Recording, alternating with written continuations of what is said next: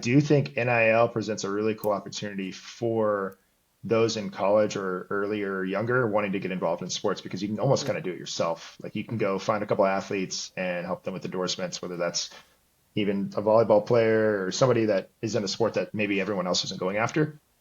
And there's really this cool opportunity.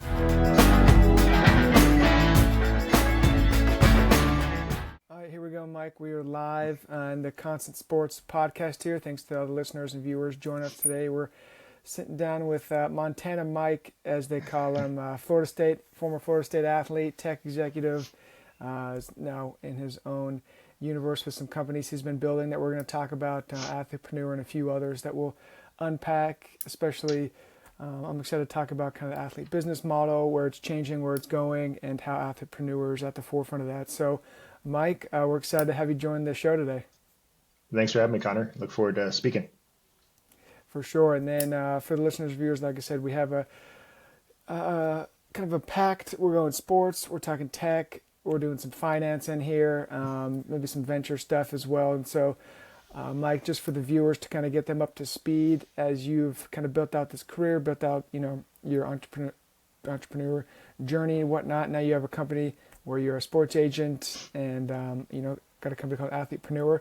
So give us kind of the gist of what this agency is, what this business is, and kind of where you're at. Yeah, absolutely.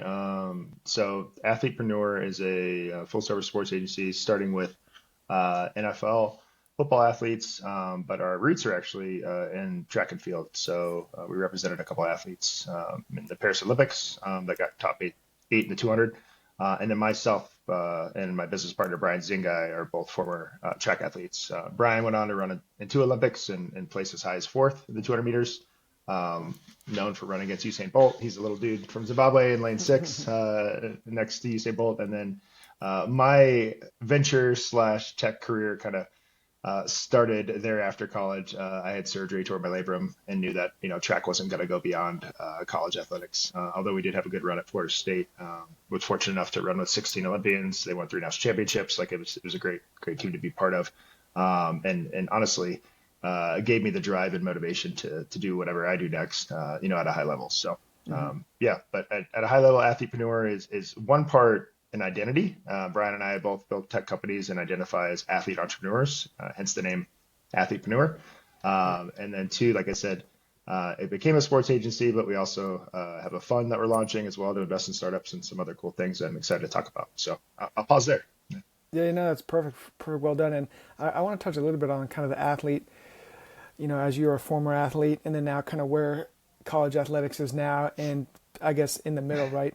So where do you see kind of, I guess it's kind of a broad question, but I was just curious from a former athlete's perspective, where you see kind of what the difference is between when you were an athlete and then obviously now with NIL being such a big role, like how athletes are kind of combating that.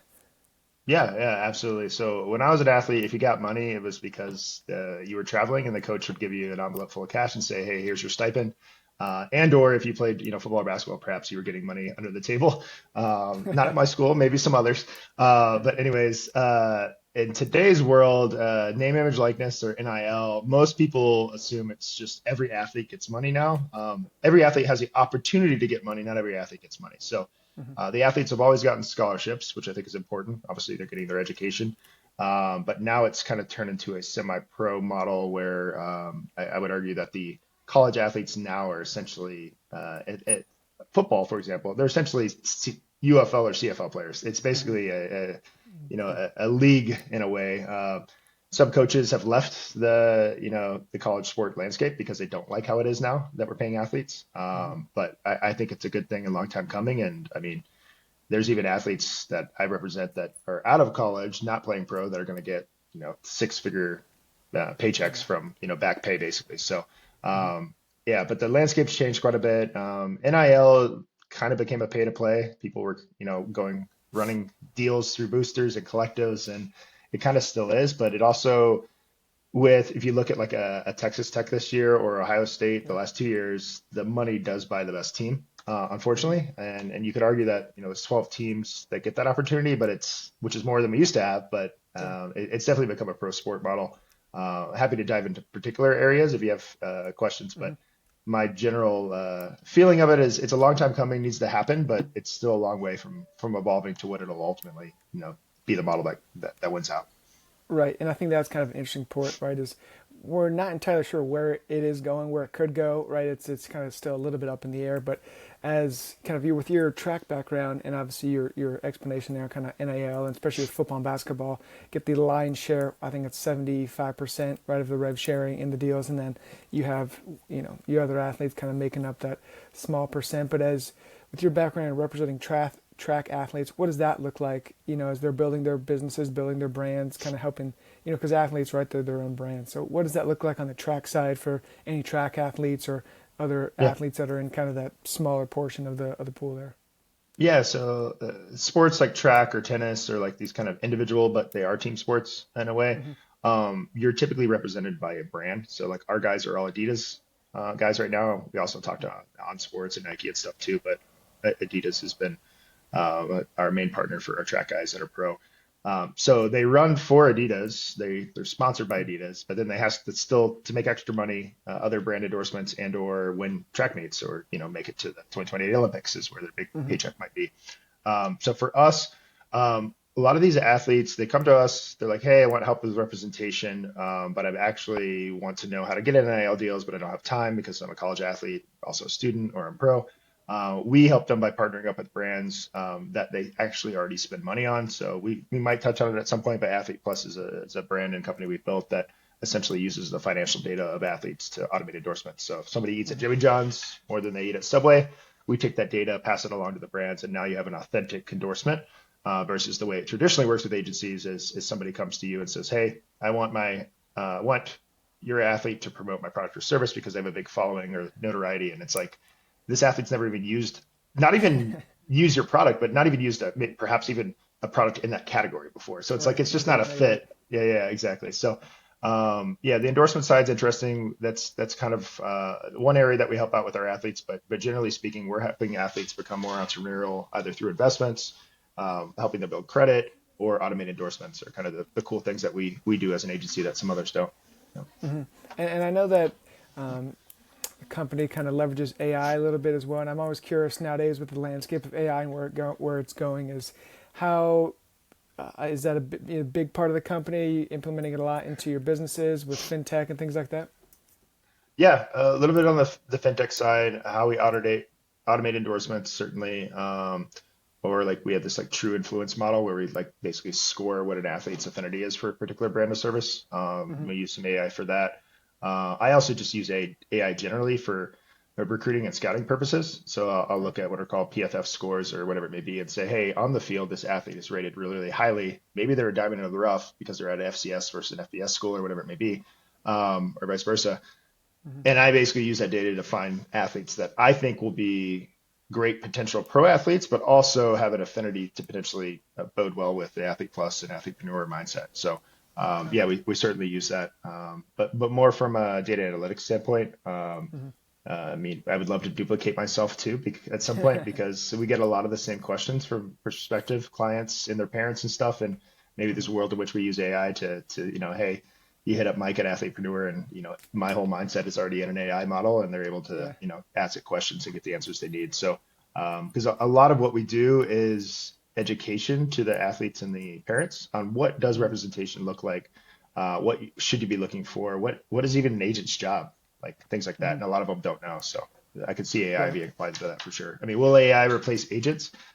Maybe. I think they could, but Yeah. you have to understand that the agents we're technically contractors of the unions of the leagues. Hmm. So you could argue that the leagues and the unions could just work together and represent clients directly as well, and they wouldn't need us. Right. So I before AI cuts us out, I think the leagues and teams would The just work leagues. together directly, but they don't today just because there's a kind of a conflict of interest because they're so Hmm. kind of you want a party that represents you and you want a party that hires you to be different. You don't want it to be the Yep. same, and that's the issue we have in the NCAA right now. The person paying you or team paying you is also the team you pay for. In pro Yeah. sports, you have a union that's separate. So you have somebody that's negotiating on your behalf, and I think college sports needs it. If we don't have it, maybe AI can help it, but today that's the biggest differentiator between the two. Yeah. Hmm. Yeah, well said. And I think that's like we said, it's still up in the air, and who knows how long that'll take to figure that out. But I want to touch a little bit on kind of the agent side. with the NFL, the CFL, obviously there's the agent tests. I've been curious, what was the test like studying to be an agent, and then obviously representing clients and doing those contract negotiations and things like that. Yeah, absolutely. So anyone that reaches out to me, and I get quite a few grad students and law students that say, "Hey, Mike, which sport should I try to be an agent in? Should I try to do more than one?" Um, One, you don't need your law degree in any of them. You used to, like people would Hmm. make that they would assume that they needed to. You do need a master's degree or law degree for football. Hmm. The NFL is the hardest one to get certified in. There's about 900 certified agents, and they all have their law degrees or a master's degree, typically in sports management or something relevant, unless they've worked for another agency. The test is really hard. You can only take it once every year. So if you don't pass, you get a second try to take it again, but you have to wait a whole entire year. Um, so it's not like something that they give you can take any time. The CFL one, the Canadian Football League, you can take that one on a rolling basis at any point. So the issue there though is it's a nice way to get your feet wet in the sports industry, but there's just not the contracts. Those guys in the UFL and CFL are making between like 60 and 100K. It's Right. not big money. Where a rookie in the NFL is making at least 900K. So, Hmm. unless they're a first round draft pick, then they may be making 20, 30 million. But generally speaking, those guys make $1 million, which is 10x what a CFL UFL. The test is, I mean, I don't have a law degree, but it's somewhere you have to study just as hard as if it's the bar or something. Because you're competing against everybody else. It's not pass fail. It's a basically they look at everyone taking the test, which is typically about 100 to 200 people that take it every year, and then they, based off of where you rank in your class, they'll accept a certain percentage of them. So I think in the year that I got certified, I think they accepted 54%. So everyone could have gotten a 90 plus, like a A minus or better, but they only accepted 53% of those people. So you're really competing against your peers. So you not only have to do well, you have to do exceptionally well to pass. Um, and then after you take it twice, if you fail it twice, then you can't be an agent. And then the other nuance to it is if you don't represent a active player on a team within 3 years, you have to recertify. So there's always agents cycling in and out. Some get in it because they have their law degree and they like, oh, this would be kind of cool to maybe do this on the side, and they get a couple clients and that's fine. I would argue that's not the why you would want to get into it because you're not Right. going to make money. It's actually going to cost you money the first couple of years because you're helping athletes pay for the training. That's one thing I had to learn the hard way. Like the first time I got an athlete that needed like went to legit like combine training prior to the draft, it's Hmm. like $20,000. Like it's Yeah. not cheap. So unless the family or a booster or yourself as an agent have the means, or you work for a large agency, it becomes pretty cost prohibitive pretty quick unless you're just wealthy and you're able to sign $1 million worth of clients and bet on them. But yeah, it's a hard grind. My favorite sport's actually basketball. I went to the NBA lottery like 5 years ago, and I was like, maybe I want to be a basketball agent. But I particularly chose football because it was the hardest one to get into, and I just wanted the challenge. And then I figured anything that I learned from football can be applied to Olympic sports or baseball, hockey, whatever it may be. Right. So Right. yeah, Right. Awesome. Okay. Yeah, I like it. It's I guess good info for all the aspiring agents out there yeah, trying to be an agent. And then I want to talk a little bit about kind of what you mentioned kind of on the outset is athlete. Obviously, you have Athletepreneur, and then now it's Athlete Plus, and kind of the banking built for student athletes and whatnot. So you mentioned a little bit kind of if you're eating at Jimmy John's a lot, then you can kind of mesh those two brands. But what was kind of the genesis of this? How how did it come to be? How long it's been in the works? yeah. Give us kind of the war stories. Yeah, so 2021, NIL became a thing. So name, image, likeness allowed athletes to monetize their likeness. What happened was everyone was creating marketplaces, so like Hmm. in open doors, whatever it may be, to connect brands and athletes. And then everyone was calling themselves NIL agents, and basically anybody could be an agent. And so now you have more NIL agents than you do NFL agents. It's crazy. Like there's probably like 3 or 4 thousand Oh, NIL agents, and I put it within quotes because they're not certified. It's not there's not a union. Some of them are really really good, and I would argue like would make really good pro agents as well, but they're making decent amount of money and traction with the NIL and not having to pay dues or anything. So they're yeah. kind of sticking with the NIL stuff. But you're seeing some agencies, larger agencies, scoop up these NIL agents to come Yeah. work for them. So it's kind of a good space. So we sat back because I had lived in Lincoln, Nebraska for a year where Open Doors had started and Huddle had started and some of these brands that work with athletes on the recruiting or endorsement side. And we said, we don't want to create another marketplace. Let's kind of give it a year, see where this settles. And ultimately, I think the teams are going to be able to pay the athletes directly. And so Hmm. Brian, my co-founder, said, all right, well, if athletes are going to be able to get paid directly, how are they going to pay them? Because when we got paid in college, it was you got an envelope or a direct deposit. Like that's how you got paid your stipend or scholarship money. But now it's actually like they're not getting paid as employees, so it's kind of a gray area, but you're getting a check that could be, $100,000, a quarter or something like that, which is crazy. So I came back and I said, hey, maybe we just create a way for them to get paid. So maybe like a Venmo for athletics or whatever it may be. But we were like, that doesn't really work because they already have these means. Venmo already Yeah. exists, Zelle already exists. Like, why would our product be better? So then we started talking to Visa, Amex, MasterCard, and we said, hey, why don't you guys target so why haven't you guys built a product that serves fans? Like you guys are the official sponsor of the Olympics, all these different things, but like what actually product or service do you provide the fans themselves? And they're like, yeah, well, we're the official card of XYZ. We have our naming rights of this stadium. And I'm like, yeah, I get that. Like there's Citibank, there's SoFi, there's all this kind of stuff. But I was like, nobody actually built a product for the fans. So we said, the athletes are getting paid. Let's help them get paid quicker. So we basically set off to create what's called a neobank for athletes. Basically, USA has a model, for example. There's no physical places to go to the bank, but they built a bank for the military and their families. We want to do the same thing for athletes and the fans.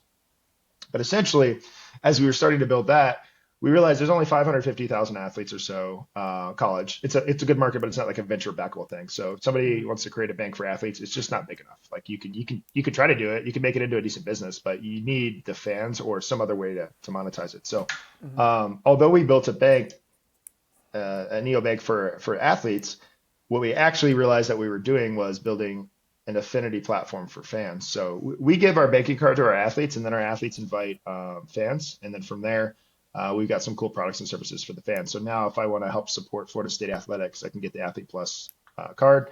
And anytime I go, spend at my favorite merchants, I get to support basically the teams in regards to fundraising. We don't do a roundup model. So some cards and platforms will say, hey, go spend $5.50 a coffee and it'll round up to $6. And now that 50 cents you can give to a cause or buy something with your cash back. We say, hey, no, we're actually going to just every time you swipe your card, Athlete Plus as an entity is going to give to your favorite athlete or team. So that's what we do. We built a fan and affinity model for giving. So really, it's all about the athletes, and then our athletes help us get to the fans. And then we want to create a companion pass for fans too. So eventually in the spring, we're going to launch with some partners where maybe you want to go to a Knicks game and you want to have a free ticket, like buy one get one, just like you do with your airline plans. We want to build that affinity for fans. So as much as we talk about the athlete and building value for the athlete, the value prop for the athlete is we help them build credit. We help use their data to help automate endorsements. And then on the fan side, it's all about fan affinity. How can you support your team? And actually have a card that, because I'm a huge sports fan, that actually supports and aligns with my ethos. So that's really what we're building and how we built it. There's some other nuances, but yeah, we think there's a pretty good opportunity to really impact the fan engagement and athlete side of things, particularly these athletes.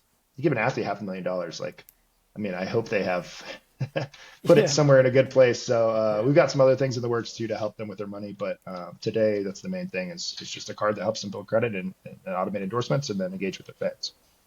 Got it. Very cool. We'll be looking out for the spring, as you mentioned. Might have some new ideas and custom activations going on, so we'll keep an eye out on that. And then as you've kind of been building out these companies and working in the sports tech and sports business area, what are some, I guess, some wins that you've had, some cool stories, a deal that went through, something, that was kind of made you really proud?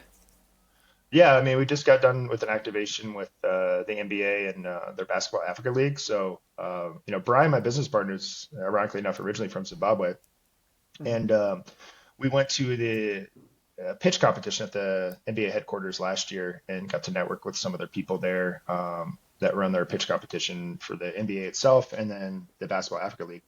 And if you don't know, the Basketball Africa League, they're launching, I believe, 12 teams. They're like $50 million each. But and for 2027, they're basically the NBA is expanding there. They already have teams, but it's more of a you play into the tournament. But they're actually going to have permanent teams moving forward. Anyways, fast forward, we got the opportunity to be the agency of choice for them to educate their athletes on life after sport and business and entrepreneurship. So we created what was like a startup accelerator for 26 of their athletes, and then had the three best concepts, business ideas, and founders that were athletes come to New York City, meet with the commissioner and everybody within the NBA headquarters. Got to go over to the Brooklyn Nets, talk to their team, and these athletes really got the full experience of what it's like to run a team, but also what it's like to build a company. We brought in VCs from Will Ventures and Courtside, and they got to really see what it's like to fundraise, what it's like to build, what it's like to work in a front office. We took them over to Rock Nation, another sports agency, to see what a larger agency and how it's ran and how they support their athletes. So that I'm super proud of. Like, it was really, really cool to have those athletes come over and get that experience, and our team to run that. So yeah, we had, I think, if you go on the BAL Instagram, I think we had like 500,000 engagement on some of the posts we did Wow. with that. And I mean, that was big for us, just because people were excited to see these athletes doing something besides just Yeah. play the sport. And some of these athletes were young; they're like 19, and they're thinking about building businesses now. And some of them were like toward the tail end of their career. One even owns Mhm. a team, Cape Verde.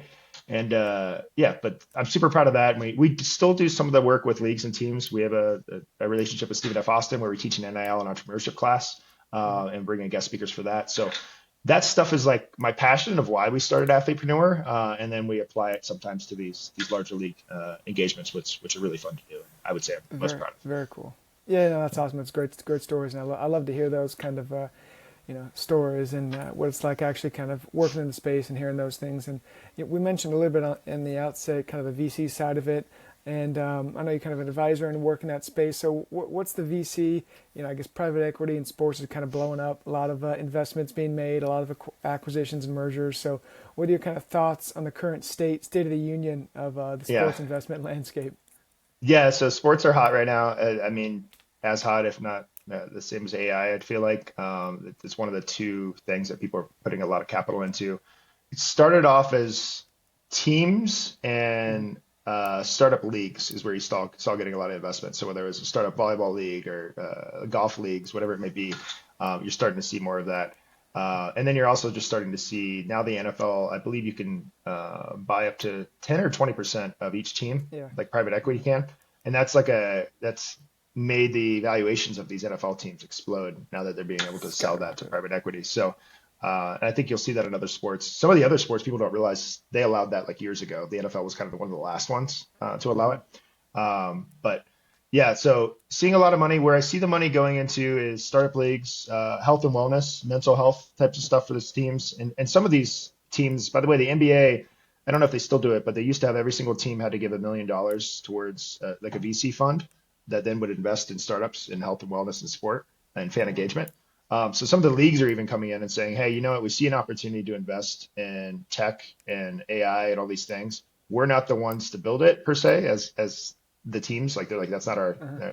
our core focus. Let's kind of outsource that and build a fund to invest in great opportunities. So yeah, so I've been seeing a lot of that. I mean, I invested in a AI robotics massage company that like the NBA teams use, Mm-hmm. and Matthew Dellavedova, the former Cleveland Cavalier player, and I Yep. think he played for the Celtics as well. He's a big investor in that. Like, that company is now like, I think, Series B. So health and wellness and sports and startups as a whole, I think, is going to continue to grow. And because AI is automating things, the argument right now, at least in my personal opinion, is we're going to have a lot more free time, and that free time is going to be spent on entertainment and sports. And so I think the Yep. VCs are looking fast forward, like in 15 years from now, when a lot of jobs are automated and we have free time, like, is everyone just going to be watching sports and gambling and hanging out? Like, what are we going to do? So that's where the money's been going is sports, gambling, health and wellness, because I think this entertainment sector is going to blow up. And by the way, people aren't doing it like they used to, where they go physically and watch it. It's all being consumed Yep. remotely, and nobody's really watching a full game either. That's like a whole another thing. People are investing in just this micro, Gen Z of just watching 30 seconds of a game or highlights, or they just care Uh-huh. about what their parlay said. But I don't know. There's entertainment and sports is an interesting space, and you're seeing it get blown up too with like the whole like Disney, Google, Yep. Yeah. streaming stuff too. So I don't know. We'll see where it goes, but it's a hot space right now, a good space to be in. But with any space, it comes and goes. So we'll see how long this lasts, but I'm here for it. Yeah, no, yeah, same. And I think, like you said, a lot of changing and moving, especially kind of as you said, you with YouTube TV and ESPN, and you got to have. I think someone came out and said you need like 12 streaming services if you wanted to watch your teams. Like if you had an NFL team to watch every one of their games, which is kind of outrageous for how many streaming services you need. Yeah, I remember when I was at Amazon and it was a big deal that they, were getting into more of the media sports rights stuff. Yeah. I think they streamed some of the overtime, which is like a basketball league stuff, but obviously they Uh-huh. have Thursday night football, and I don't know what they paid for that, but like, it's got eyeballs. I mean, Oh yeah. Yeah, media is certainly, and now they did that so that they can now on the minimum version of Prime Video, they can have ads, and then if they had the eyeballs of people watching Yeah. football, that's when they can Got to pay monetize the it. So bills. yeah, I got to pay the bill. So I was kind of annoyed. They're like, okay, Prime Video's got ads now, but I totally get it. They got to pay that all that money they paid out to to the NFL. Exactly, Yeah, to get those rights. Yeah, yeah. yeah, No question about it. Well, Mike, I like to end with kind of some actionable advice for the listeners and viewers. So we'll go kind of talk about some of your thoughts and opinions from here. So maybe some advice for those who are trying to launch, grow, whatnot, their career in sports, sports business, sports tech, what have you. yeah.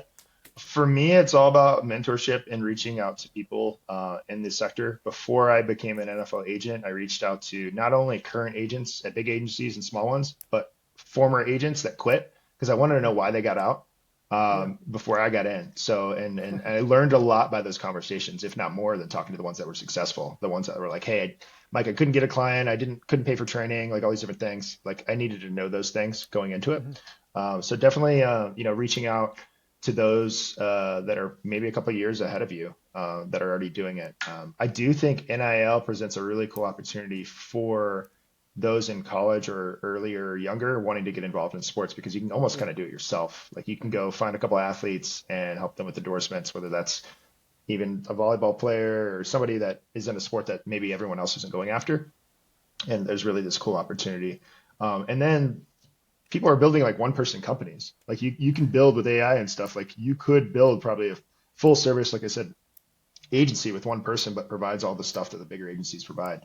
Hmm. So I think you're starting to see more of that as well with automation of people being able to scale and build really cool companies within the sports space. And if you can't build them, join it. Like there's plenty of people out there and agencies out there that are looking to hire or have internships and stuff like that. But for me, it's always important to talk to people that are already doing it Hmm. and not be afraid that they're going to take your idea or like not like think you're asking dumb questions or whatever it may be. Just go out there and talk to as many people already in the space, and you'll learn so much that it'll either motivate you or deter you from getting in the space, but at least then you have a Hmm. direction to go. Yeah. Yeah, no question. And I think obviously that's some sage advice. Is just it's just as important to know not where to go that it is where you are going, right? I think Yeah. that's a big key there as well. And so And there's as marketing agents, like people don't realize like on the agency side, like you could go be a marketing agent and take 15 to 20% of every deal yeah, that you sign.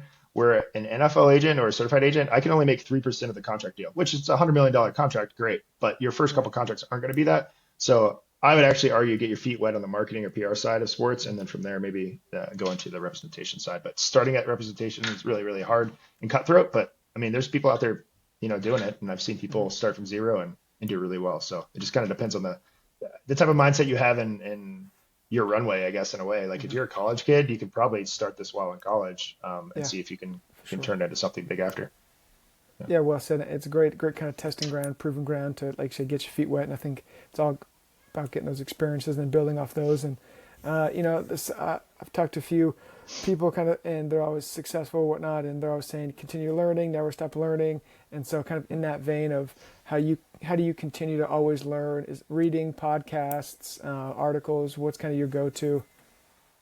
LinkedIn, which is very Okay. surprising, Yeah. but LinkedIn, and then via LinkedIn, I'll end up on podcasts or end up on somebody's, Hmm. content that they have on their website or whatnot. Um, and then a lot of newsletters. There's like probably 10 different sports and business and entrepreneurship newsletters I'm a part of.